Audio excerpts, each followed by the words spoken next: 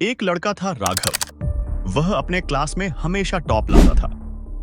उसके माता पिता और टीचर्स उस पर बहुत भरोसा करते थे कि लड़का आगे जाकर कुछ करेगा। राघव के 9th एग्जाम पास आ रहे थे और वह उसकी तैयारी में लग जाता है। एग्जाम का समय है। राघव ने एग्जामिनेशन हॉल अटेंड किया और जो उसने याद किया था क्वेश्चन के हिसाब से उसने सारे आंसर दे दिए। रिजल्ट का समय आया। इस बार भी राघव ने क्लास में 95% नंबर के साथ टॉप किया। यह देख उसके माता पिता बहुत खुश हुए। एक दिन उसके पिता ने सोचा, राघव पढ़ने में भी अच्छा है, क्लास में टॉप भी लाता है, क्यों ना इसे एक अच्छा स्मार्टफोन ला कर देना चाहिए ताकि ये अपने 10th क्लास की पढ़ाई और भी अच्छी तरीके से समझ सके। उसके अगले ही सुबह उसके पापा ने राघव को एक स्मार्टफोन लाकर दिया और कहा, बेटे तुम पहले से भी अच्छा 10th क्लास में कर सको, इसके लिए मैं तुम्हें यह लाकर दिया हूं, इसे तुम अच्छे से इस्तेमाल करना। राघव फोन देखकर बहुत खुश हुआ। वह फोन में ऑनलाइन पढ़ाई शुरू करने लगा और जितने भी ऑनलाइन टीचर्स होते उनकी बात बड़े गौर से सुनता और समझता। लेकिन यही से शुरू होता है सोशल मीडिया ट्रैप। हर क्लास की तरह ही राघव के क्लास में कुछ आवारा दोस्त थे। से एक दोस्त राघव को कहा, राघव तुम्हारी इंस्टा पर एक भी वीडियो पोस्ट को नहीं देखता हूं। राघव को इंस्टा रील ये सब के बारे में कुछ पता नहीं था। वह सिर्फ अपने पढ़ाई लिखाई के काम ही मोबाइल में किया करता था। उसके इस दोस्त ने सोशल मीडिया के नए ट्रेंड के बारे में बताया। यह सब जानकर राघव बहुत खुश हुआ और वह सोशल मीडिया प्लेटफॉर्म पर ऑनलाइन रहने लगा। उसने जितने भी ऑनलाइन टीचर थे उनके क्लास अटेंड करना बंद कर दिया। वह पढ़ने जाता तो मोबाइल उठाकर रील्स स्क्रॉल करने लगता। कभी कभी इंटरनेट पर लड़कियों की वीडियो भी देख लेता। ऐसा करके वह अपना पूरा दिन बर्बाद कर देता था। जब राघव सोने जाता तो वह एक गिल्ट के भावना से सोता। समय बिताते गया और उसके बोर्ड एग्जाम भी आ गए। उसके पापा ने एक दिन पूछा, और बेटे पढ़ाई लिखाई कैसी चल रही है? इतने में मोहन एक सड़ा हुआ मुंह लेकर अपने रूम में चुपचाप चला गया। राघव के पापा को समझ में नहीं आ रहा था कि राघव को क्या हुआ। बोर्ड का एग्जाम आया। राघव ने एग्जाम अटेंड किया। इस बार तो उनके पिता में एक अलग ही उत्साह था कि मेरा बेटा इस बार सबसे अच्छा स्कोर करेगा। लेकिन रिजल्ट के दिन सब हक्के बके रह गए, क्योंकि इस बार राघव का स्कोर ठीक से पासिंग मार्क भी इतना नहीं आया था। राघव अपने पिता से ठीक से आंखें तक भी नहीं मिला पा रहा था। उसे अपने आप पर शर्म आ रही थी। यह सब देख उसके आवारा दोस्त बहुत खुश हुए। पढ़ा आता था, टॉपर निकल गई सारी हवा। वीडियो को स्टॉप करते हैं। यह कहानी राघव की नहीं बल्कि हर उस बच्चे और युवा की है जो इस सोशल मीडिया के ट्रैप में फंसा हुआ है। वह काम तो डिसाइड कर लेता है कि मुझे इस वक्त यह करना है, लेकिन जैसे ही मोबाइल पर नोटिफिकेशन की घंटी बजती है वह तुरंत मोबाइल उठाकर रील स्क्रॉल करने लगता है। ऐसा करके वह खुद की तो जिंदगी बर्बाद करता ही है, साथ ही अपने माता पिता के सपनों और अपने टीचर जिन्होंने आपसे उम्मीद लगाई थी उनका भी भरोसा तोड़ देते हैं। रिपोर्ट्स के मुताबिक एक नॉर्मल व्यक्ति औसतन दिन का 7 घंटा सिर्फ इन सब सोशल मीडिया साइट पर गुजरता है, जो कि साल के 2520 घंटे होते हैं। यानी आप अपनी जिंदगी का 33% हिस्सा सिर्फ बेतुकी की रील और वीडियो देखने में लगा देते हैं और 23% हिस्सा सोने में, और बाकी का 34% समय ही आपके पास बचता है अपने काम या पढ़ाई करने का, जो कि आपके लिए बिल्कुल भी अच्छा नहीं है। और भी इतना कुछ, वो भी फ्री में। नहीं इन वीडियो को देखने के लिए पैसा देने पड़ते हैं और नहीं इसके लिए कोई टाइम लिमिट रखी गई है। क्या ही भाई, हमारे लिए तो ठीक ही है। जब मन किया जब मोबाइल उठाकर खुद को एंटरटेन कर सकते हैं, इसमें गलत ही क्या है? ये आपको लगता होगा, लेकिन हकीकत कुछ और ही है। इन सोशल मीडिया सिटीज को बनकर ये लोग आपके साथ क्या खेल रहे हैं, इसका आपको अंदाजा तक नहीं है। Remarks. Facebook comments have been pouring in after 4 people died while hiking. They'll destroy relationships. It'll cost This is a big time bomb ticking. These kids who commit suicide, you go look at their Instagrams, you would have no clue. Mr. Zuckerberg. Hello दोस्तों, मेरा नाम है इलाटन भाई। आज मैं आपको बताऊंगा कैसे ये सोशल मीडिया आपके जिंदगी को कैसे धीरे धीरे करके बर्बाद किए जा रहा है, और ये आपके काम और पढ़ाई पर किस तरह से अपना खतरनाक प्रभाव छोड़ता है और इनका सॉल्यूशन क्या है। ये सब जानेंगे वीडियो के आगे में। उससे पहले यह जान लीजिए कि आखिर इस सोशल मीडिया को सबसे पहले बनाया किसने था।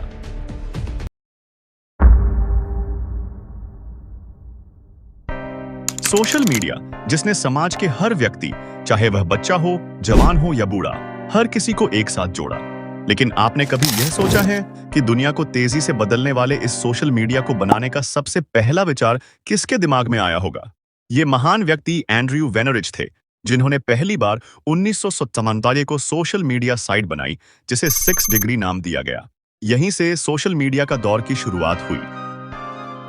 इसके बाद से एक सोशल मीडिया डेवलपर्स ने सोशल मीडिया साइट्स को बनाना स्टार्ट किया, जिनका प्रभाव इस वर्ल्ड पर कितना है आपको बताने की आवश्यकता नहीं है। दोस्तों, आपको बता दें कि इस पहले सोशल मीडिया साइट पर आप फेसबुक की तरह ही अपने प्रोफाइल बना सकते थे और लोगों से अपना संपर्क बढ़ा सकते थे।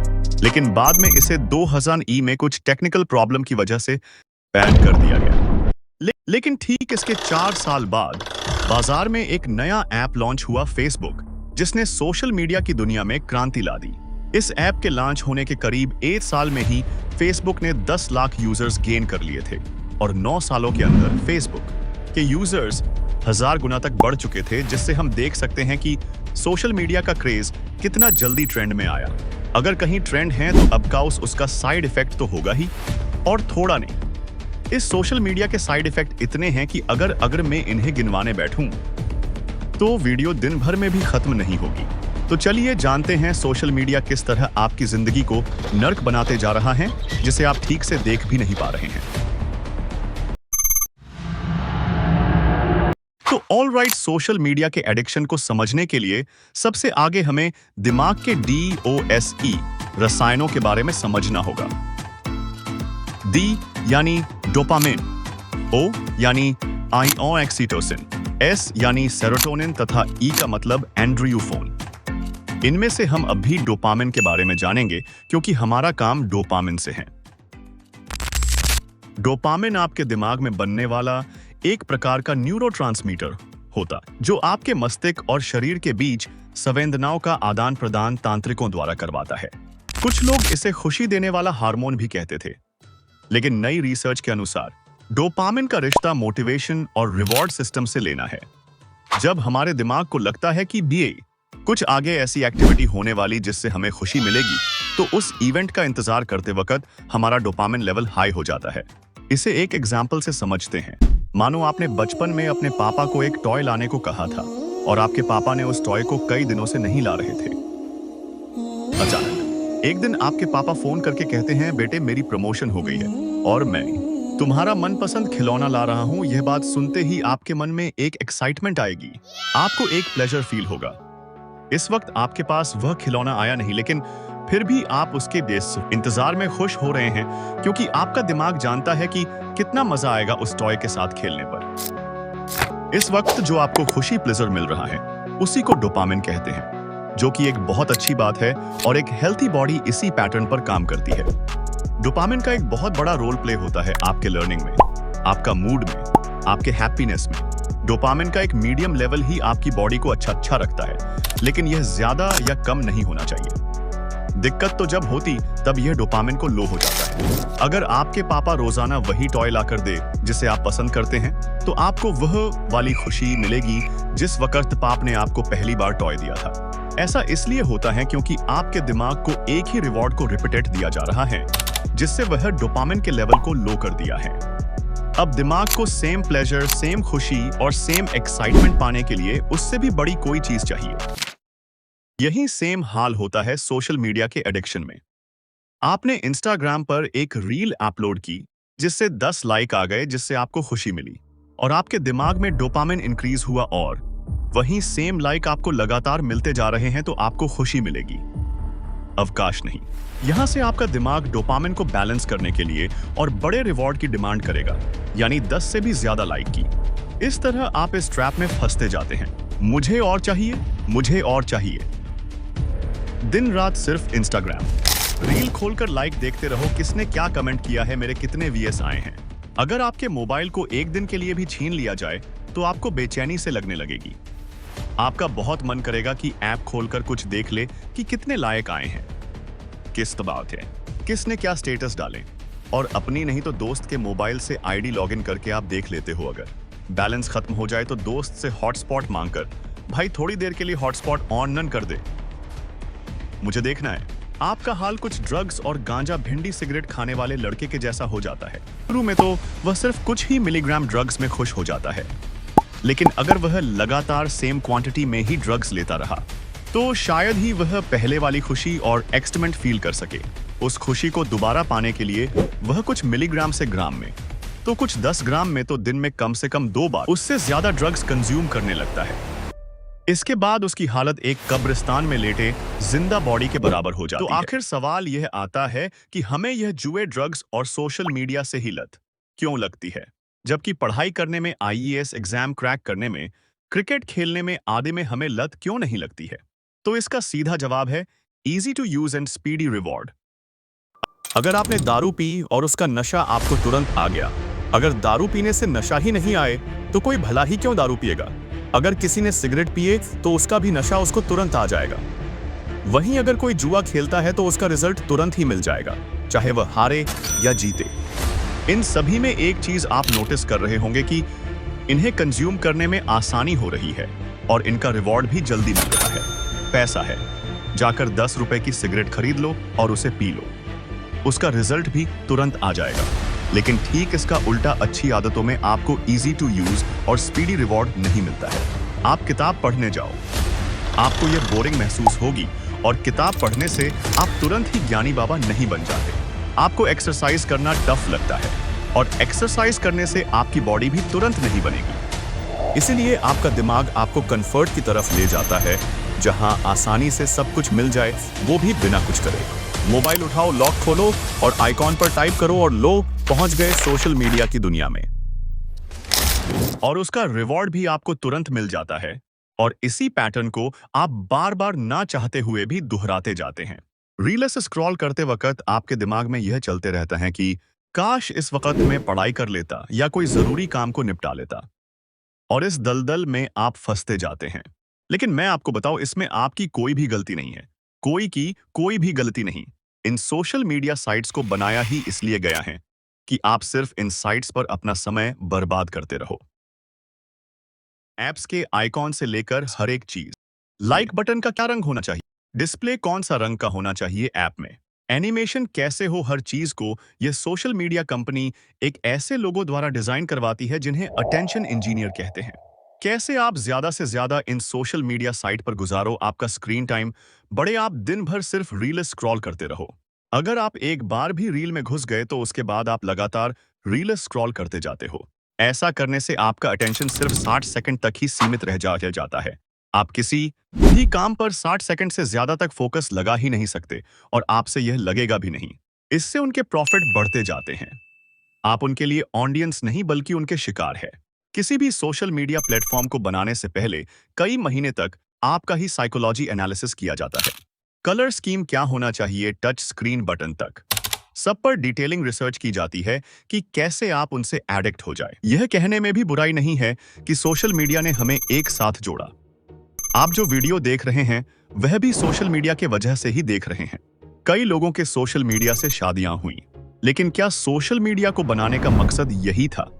एक बार युवाल नोहा ने फेसबुक के CEO मार्क जुकरबर्ग से पूछा, क्या फेसबुक का काम 2 लोगों को मिलवाने का है या उन्हें फेसबुक पर बनाए रखने का? उसने पूछा कि 2 दोस्त मिले और वह फुटबॉल खेलने चले जाए या फिर फेसबुक पर ही बने रहे। आखिर फेसबुक का असल काम क्या है? क्या आप चाहते हैं कि फेसबुक पर लोग कम समय के लिए मिले लेकिन साइकोलॉजी ज्यादा समय के लिए मिले?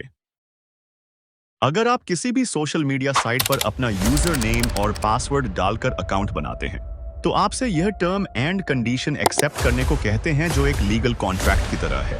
इसमें आप इन एप्स को अपना सारा डाटा देंगे, उसके बदले यह आपको एंटरटेनमेंट, अपने नॉलेज या आपको जो पसंद है उससे रिलेटेड कॉन्टेक्ट दिखाएंगे। आपको शायद लग रहा होगा कि हमारा डाटा लेकर यह करेंगे ही क्या? हमारे पास डाटा के नाम पर है ही क्या एक जीमेल आईडी और थोड़े मोड़े कुछ इंफॉर्मेशन। लेकिन यह एप्स आपकी हर एक एक्शन, आप कहां जा रहे हैं, आपने किसको डेट किया, किस सेलिब्रिटी को आप पसंद करते हैं, आपका रिलीजन क्या है, आप किसी पॉलिटिकल पार्टी को सपोर्ट करते हैं, यह सारा डाटा सोशल मीडिया कंपनी अपने पास रखती है। अब आप ही सोचिए, अगर यह सारी किसी को मिल जाए तो उसे मैनिपुलेट करना कितना आसान हो जाएगा। आपका हर एक एक्शन, आप क्या करने वाले हैं, इन साइट्स को अच्छी तरह से पता होता है। इसी से आप गौर करते होंगे कि आपने किसी एक खास पॉलिटिकल पार्टी को यूट्यूब पर सर्च किया और फिर दोबारा इस साइट पर जाओगे तो आपको उसी पॉलिटिकल पार्टी के बारे में वीडियो इंफॉर्मेशन दिख जाएंगे। अगर कोई बंदा मोदी को पसंद करता है और राहुल को हेट करता है तो उसे मोदी के तारीफों और अच्छे कमी को दिखाया जाता है और इस चीज का ये पॉलिटिकल पार्टी अच्छे तरीके से इस्तेमाल करते हैं, चाहे वह किसी नेता को जिताने में या धर्म के नाम पर दंगे फसाद करवाने के लिए। यहां तक कि मार्च 2018 में द गार्जियन एक रिपोर्ट पब्लिश की जिसमें यह बताया गया कि फेसबुक ने अपने 50 मिलियन से भी ज्यादा यूजर्स का डाटा कॉम्प्लैक एनालिटिक कंपनी को दे दिया। कॉम्प्लैक एनालिटिक जो कंपनी है जो ट्रंप ने हाइपर किया था। अब कॉम्प्लैक कंपनी इस डाटा के मदद से जितने भी यूजर्स थे उनकी साइकोलॉजी प्रोफाइल बनाई। इससे यह पता चला कि डोनाल्ड ट्रंप को कितने लोग सपोर्ट करते हैं और कितने लोगों को थोड़ा ट्रंप के बारे में अच्छा बताया जाए तो वो डोनाल्ड ट्रंप को सपोर्ट कर देंगे। इतना सब करने के बाद डेली बेसिस पर सुबह शाम डोनाल्ड ट्रंप के अच्छे कॉन्टैक्ट उन्हें दिन रात दिखाया गया और उससे करके इन्होंने 87 मिलियन लोगों को ट्रंप का सपोर्टर बना दिया। आप देख सकते हैं कि आपको पता भी नहीं चलेगा और यह साइट कैसे आपके एक्शन को यू कॉन्टैक्ट दिखाकर बदल देंगे। और तो और सोशल मीडिया का यूज करने का सबसे बड़ा डिसएडवांटेज तो ये है कि आपकी समय की बर्बादी होती जाती है। जिस उम्र में आपको अपने गोल पर काम करना चाहिए उस उम्र में आप बिस्तर पर बैठकर रील्स स्क्रॉल करते जाते हैं। और दूसरा जो इस वक्त हर किसी को समस्या है, कंपेयर। आपने किसी लड़कों को इंस्टाग्राम पर देखा जो बहुत अच्छा हैंडसम दिखने में है और आप उससे कंपेयर करने लगते हो कि यह लड़का कितना हैंडसम है और मैं कैसे हूं। लेकिन आपने जिस तस्वीर को देखा उस तस्वीर को खींचने के लिए एक से एक लाइटिंग का इस्तेमाल किया गया है। हर एक एंगल को ठीक से बारीकी से नापा गया। कौन सी फोटो अच्छी है उसे चॉइस करके डाला गया है। इन्हें देखकर खुद को कंपेयर करना बंद करो और इनके चलते आप भी अच्छा दिखने के लिए इंस्टाग्राम पर एक्टिव रहने लगो। अब मैं आपको इस सोशल मीडिया के एडिशन को छुड़ाने के लिए कुछ ऐसे टिप्स देना चाहता हूं जिनसे आप जितना जल्दी हो सके इन सोशल मीडिया एडिक्शन को छोड़ सकते हैं। Number 1, find the purpose. जब तक आप अपना गोल नहीं बना लेते आप अपने समय को बर्बाद ही करते रहेंगे। इसलिए कोई गोल बनाओ और उस पर काम करना शुरू कर दो। नंबर 2, जितना हो सके काम के वक्त अपने फोन को साइलेंट करके अपने से कहीं दूर रख दो जिससे आपको बार बार फोन उठाने में तकलीफ होगी। नंबर 3, अपने मोबाइल लॉक को हमेशा बड़ा रखो और इन सोशल मीडिया पर एप्स लॉक लगा दो जिससे आपको खोलने में और भी तकलीफ होगी। चाहे आप सोशल मीडिया साइट्स को क्रोम पर डेस्कटॉप पर ही यूज करो जिससे इसका इजी टू यूज पूरी तरीके से खत्म हो जाएगा। आपको लग रहा होगा इतना सब करने की क्या जरूरत है, इन एप्स को डिलीट ही कर देते हैं। लेकिन जरा सोचिए, अगर इन एप्स को आप डिलीट कर देते तो आप उन लोगों से पीछे निकल जाएगा जो इन्हीं एप्स की मदद से जीरो से हीरो बने हैं। जी हाँ दोस्तों, मैं बात कर रहा हूँ सोशल मीडिया को अच्छी तरीके इस्तेमाल करने की। अगर आप कंटेंट बनाकर किसी भी सोशल मीडिया पर अपलोड करते हैं तो आप उससे अच्छी खासी इनकम कर सकते हैं और अपनी आर्थिक और सामाजिक स्थिति बदल सकते हैं। अपने YouTube पर कई ऐसे चैनल को देखा होगा जो सिर्फ वीडियो बनाकर अपनी जिंदगी को बदला। इसीलिए आप एक अच्छी नीच ढूंढकर उस पर एक चैनल बनाओ और अच्छे कॉन्टेंट डालना शुरू कर दो। देखो दोस्त, अभी ऑनलाइन का जमाना है, आप जो चाहे यहाँ सीख सकते हैं। YouTube पर ट्यूटोरियल वीडियो भरे पड़े हैं सीखने के लिए। इसलिए मेरी राय है कि दूसरों की रील्स और वीडियो देखकर जितना समय आप बर्बाद करते हैं वही समय को आप अपनी रील और वीडियो बनाने में लगा सकते हैं, जिससे आपका समय तो अच्छे काम में जाएगा ही, साथ ही से इस नए कदम से आपकी आर्थिक और सामाजिक स्थिति में भी सुधार आएगा। वीडियो के अंत में इतना ही कहना चाहता हूं कि अगर आपको इस वीडियो में थोड़ी सी भी मेहनत नजर आती है तो प्लीज वीडियो को लाइक करके चैनल को सब्सक्राइब कर दो। सिर्फ एक ही क्लिक तो करना होता है, इसमें आपका 2 सेकंड भी नहीं लगेगा। मिलते हैं अगले वीडियो में।